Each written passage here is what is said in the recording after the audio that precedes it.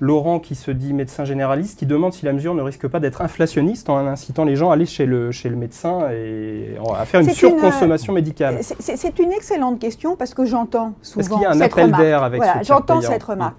Nous n'avons aucune étude, aucun élément en provenance des pays qui ont mis en place le tiers payant, qui nous permettent de dire que les gens vont plus chez le médecin parce qu'ils n'avancent pas les frais. En réalité, on s'aperçoit que les gens vont chez leur médecin lorsqu'ils en ont besoin. Et que ce qui se passe parfois, malheureusement, c'est que des gens qui ont besoin de voir leur médecin n'y vont pas parce que c'est trop difficile pour eux d'avancer l'argent, ou alors ils vont dans les services d'urgence alors qu'ils n'ont rien à y faire. Alors, autre question liée justement à ce financement, il reste à charge des patients, la franchise, qui représente, je crois, autour de 900 millions d'euros.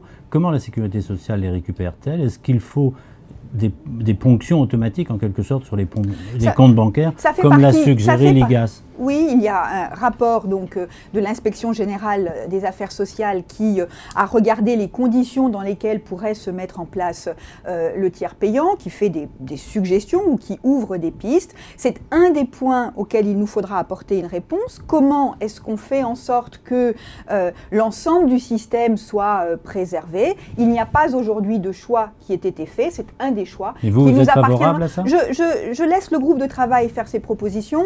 Plusieurs options différentes ont été constatées dans d'autres pays qui ont mis en place le tiers payant, et donc il n'y a pas de raison d'imaginer que nous n'y arrivions pas.